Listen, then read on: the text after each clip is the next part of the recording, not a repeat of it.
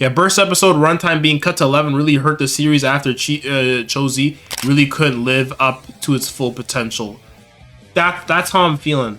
The thing is though, I think you can write. I think you could do it in a way to where like even though there's 11 minutes, you could still write really interesting character arcs and have some characters feel like developed in a solid way. Because even though I have tons of problems with Metal Fury, I feel like even still, like those episodes were 11 minutes and there were still like a good amount of characters that actually felt fleshed out. Like a Guma, for example, I feel is very underrated, and his entire arc in Metal Fury, I felt like the pacing of that was good. Like obviously there are other characters in like Metal Fury where the pacing I felt was like really ass. Like Chris, for example, I think is a horrible character. I've never liked Chris. I think Chris sucks. Like everything about him just felt rushed. Like characters like a Guma, I felt were great additions. So like I've seen it done before. Like the Beyblade series has done it before. So that's why like while I'm watching GT, it feels like such a head scratcher at times because I'm like, the pacing is worse than Metal Fury. And I don't know how you do that. I don't know how you do that. I don't know how that's I don't know how that's possible.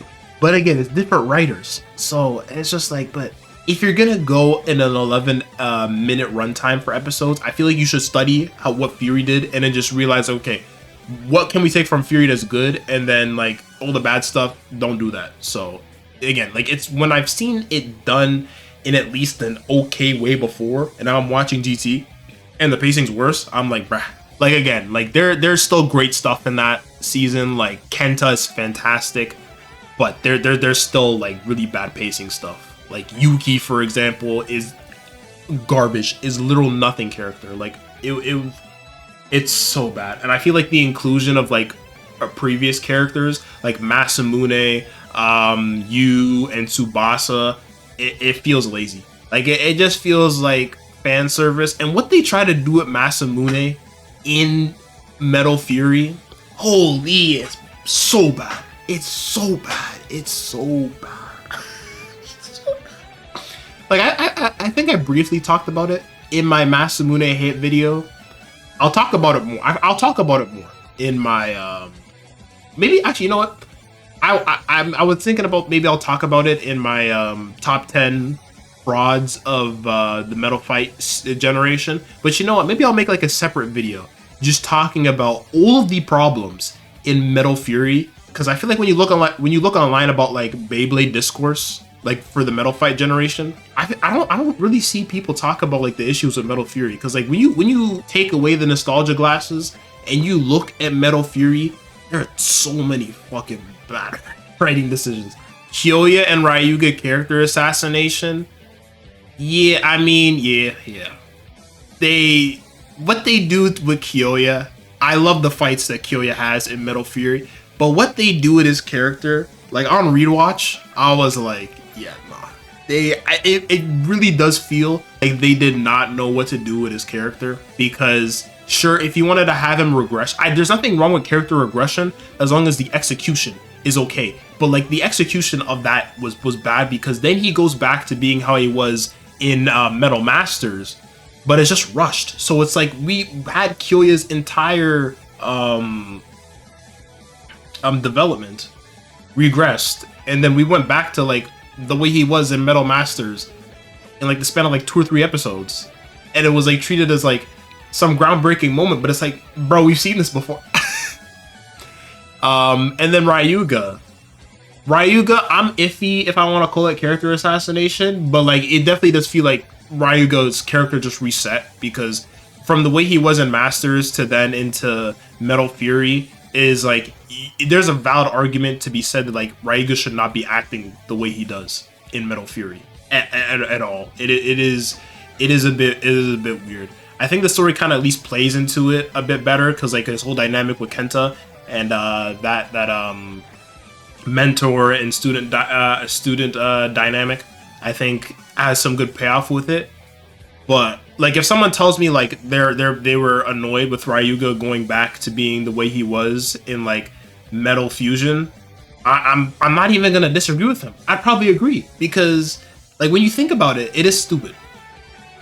And the story doesn't really justify it. Like, the story doesn't really Like, they don't really say anything about like, oh, the dark power was like taking over his mind more, which wouldn't make sense because like he mastered El Drago in Metal Masters. So for him to go back to like being a power hungry, obsessed fiend is like, why? It's weird. I thought people like Shogun Steel, to be honest, in 2020 was my favorite season from what I remember. Bro, I have been wanting to write a video about that because Shogun Steel hate, I feel, is the most forced shit ever. Every time I see Shogun Steel slander, I'm confused because I think it is the most consistent writing-wise out of all of the Beyblade series. I think it's the most consistent. Shogun Steel for sure. When I hear someone say Shogun Steel was bad, I'm left in awe. I'm confused. I'm so confused because I feel people let the bad writing decisions in the other seasons of Metal Fight. I feel like people just let them fly and they just ignore them. But then like people are hypercritical of Shogun Steel. It's just confused. It's confusing. The reason why I feel like Shogun Steel is so good too is because the stakes are set to like a certain level. It's more grounded. I feel like the pacing of Shogun Steel is actually proper. That's the other thing too. Shogun Steel was 11 minutes. 11 minutes per episode. And I felt like the pacing of it was not as bad as GT. Like I actually felt like the pacing of it was solid. I feel like Shogun Steel, the characters have more heart, and I feel like some of the characters get fleshed out more than other parts of Metal Fight.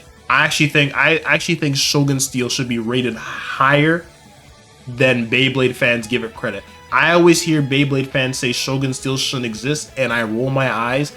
Like, I'm actually confused. But again, I need to get that video out just going over Shogun Steel because I need to push that agenda. I actually need to push that agenda because I feel like if I talk about it, then a lot of people will hear about it because I've kind of accepted that, like, in terms of like the Beyblade anime community on like YouTube, my channel is where people go for that stuff. It's like I don't feel like, this might sound pretentious, but like I don't feel like I've actually heard a good reason to hate it. I haven't really heard a lot of good reasons to hate it. A lot of times people just say, "Oh, people say it's bad because it implies that Ryuga lived," which is like, bro, who gives a shit, bro? Who gives a shit, man? Who gives a shit, bro? I genuinely do feel like some people just hate on Shogun Steel because it's not the original cast. I feel like that's what it is sometimes. I feel like it's just because it's just not the original cast, people don't even give it a chance. They're just like, oh, well, this is rip-off Jenga, this is rip-off Madoka, this is rip-off Kyoya, and then they just label it as that and they don't give it a chance, which I feel is lame to do. What do you think of the beach episode? Bro, when they were on the beach, the beach arc, the beach minute arc, bro, that was fun as fuck. That was fun. That was a fun set of episodes, man. Because that's the thing with Shogun Steel. I love Shogun Steel for the reason of like, it feels like I'm watching Metal Fusion again. You know how great it was in Metal Fusion when we would just have episodes, and this is the other thing too. I hate when people call episodes filler, when it's not like some big battle and you have like goofy moments between characters just doing random shit. Those episodes are great because you get to learn more about the characters and like their everyday lives when they're just doing goofy ass things and seeing how they kind of interact in situations that aren't like as normal as just like battles all the time. And we get that. We get a lot of episodes like that in Shogun Steel. Like the beach episodes were great in Shogun Steel. And that's the other reason too why, like, again, like just going on to like my Metal Fusion point, why I think Metal Fusion, out of like Metal Fusion, Masters, and Fury, I think Metal Fusion is the best because Metal Fusion has episodes like those. And those episodes are hilarious. Those are some of the best episodes of Beyblade.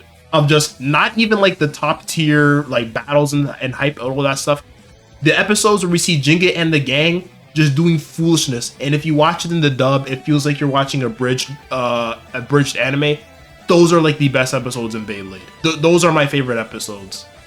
It's shit like that. That's what I need more in Beyblade anime, like that type of comedy. And I feel like even though I love Chozi, even though I love the first season of Burst, I feel like the first season of Burst has more of that fusion vibe though, but we don't get it enough. And like from what I've watched of X so far, and I will continue watching Beyblade X because I posted that poll and everyone wants me to continue the anime, so I will. But we don't get enough moments like that. Like this, it's just the comedy in Metal Fusion. It just hit, and I don't think the Beyblade anime, like overall, has reached those heights. Like even OG, Bakuten Shu had that type of comedy, but we just never reached those highs again. Like in Fusion, they did not care, man. They was making jokes about anything, like the delivery of the lines and stuff, like especially the dub. It hit.